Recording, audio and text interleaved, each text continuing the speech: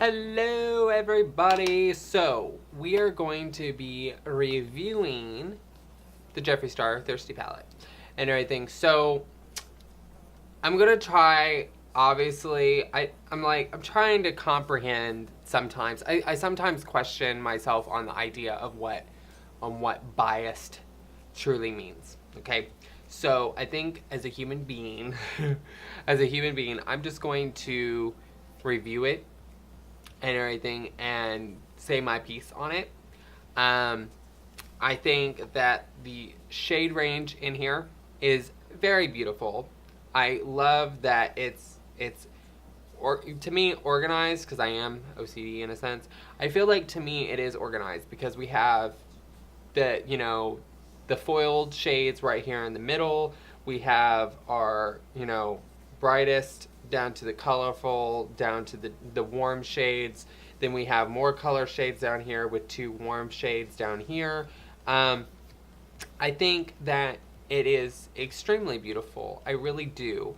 My only issue with a few of the shades is that these ones down here seem slightly chalky and everything. So, what I mean by chalky is there's pigment in it, but when you swatch it, there's kind of like a see-through, like it's kind of translucent. Now, don't get me wrong, there is shades in here that are extremely pigmented and really, really nice, especially, up here in this right here section. Down here on both the sides, but these ones right here seem just a little chalky and everything. I haven't really even like worn them yet, but other than that, I think that the palette is beautiful. I think that the style of the palette, the packaging is gorgeous. I think that the shade range is gorgeous. I do know and have realized that these shades right here in the middle that are foiled, those ones are, they're useful and they're good and everything. And I'm not saying that I won't continue using this palette, because obviously I will. It was a gift, so of course I'm going to use it. And even if it wasn't a gift, and if I did buy it on my own and everything, like, yeah, I would totally still use it. It's makeup, why wouldn't I? But my thing is, though, is with the middle, the shades in the middle, is I feel like I don't have it over here with me, the NYX glitter glue and everything, that right there would be tremendous when using those middle shades. I do also think that using your finger would also be amazing as well whenever you're applying them to the lid. A flat brush, like a flat brush with some setting spray, getting it wet, I mean, yeah, and everything, it works and everything. But if you want like a sheer coverage, then yeah. But if you want like full on pigment, like if you want like full on foiled pigment shadow, either your finger or a glitter glue is what's going to give you that massive payout of color. So yeah, and everything. So I'm gonna grab one other palette and everything, and I want to kind of compare the yellow and these right here shades to it and everything. So hold on. Okay, so the two palettes that I have that I want to compare to the Jeffree Star Thirsty palette is going to be the Morphe 35B and the Kat Von D Pastel Goth palette and everything. I love this palette and everything. Obviously, I love this palette. You guys see it a lot. Okay, but I'm only going to be like swatching like a few of the shades. Okay, so basically, I love yellow shades. So this right here is kind of like a pastel yellow. But what I have noticed with this right here, yellow in the Pastel Goth, is that it is muted, kind of like the Thirsty palette and everything. The yellow shade that is in here is a brighter yellow shade, but it has like kind of an orange undertone, but slightly, like ever so slightly, like really slight. Like it's noticeable, but not as noticeable on the eye. It just looks like your typical yellow shade. Okay, so the yellow shade in here compared to the yellow shade in that is very similar.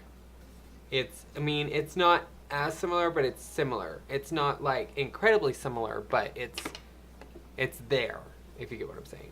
So I'm gonna go ahead and swatch that.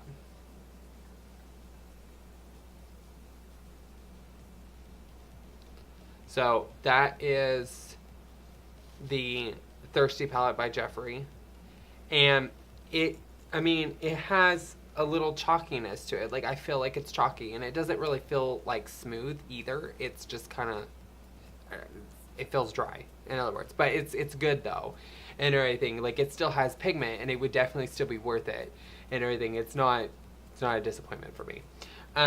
Okay, so after that, this right here is going to be in the Morphe, different finger. So that's in the Morphe.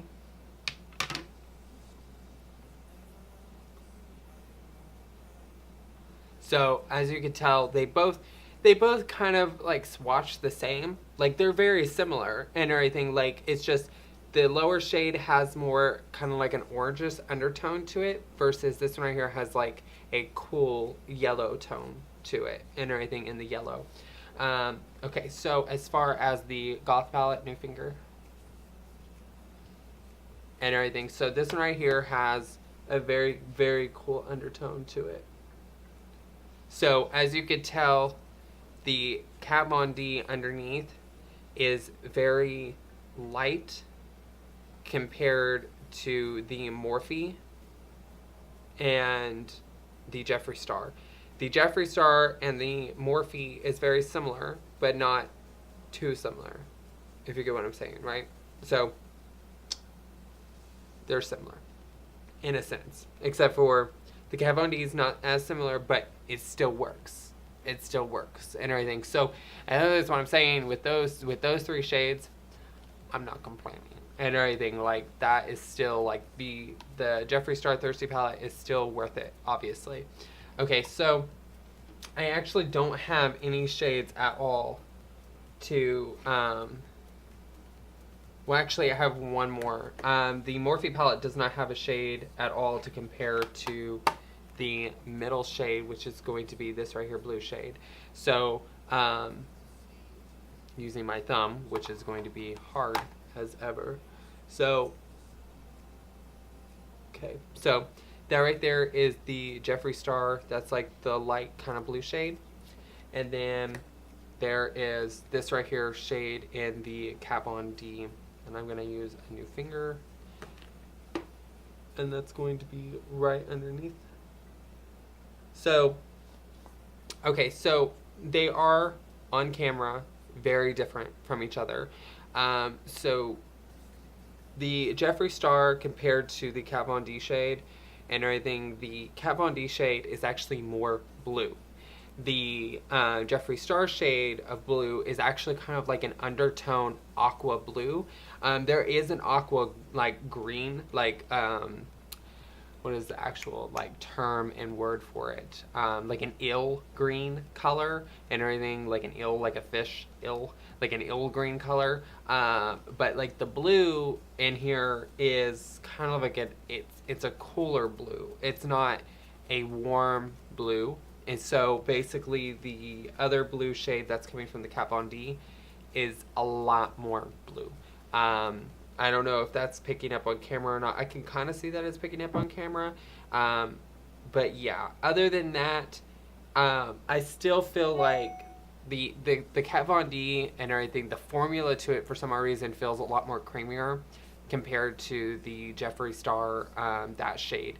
However, and everything, I do not feel at all that would ever deter me from even purchasing this or even using it and everything. So if this is something that you've been thinking about that you want to buy and everything, I don't see necessarily a problem with it. Personally, it's just makeup and everything. So honestly, if you want to buy it, just buy it. And everything, because I'm not complaining and everything. Like, obviously I'm still going to use it and everything. It's going to be a part of my collection. I never ever really part with anything that I get and everything, only because if it happens to come up again on the internet and people want to hear about it, see it again or something like that, or there's something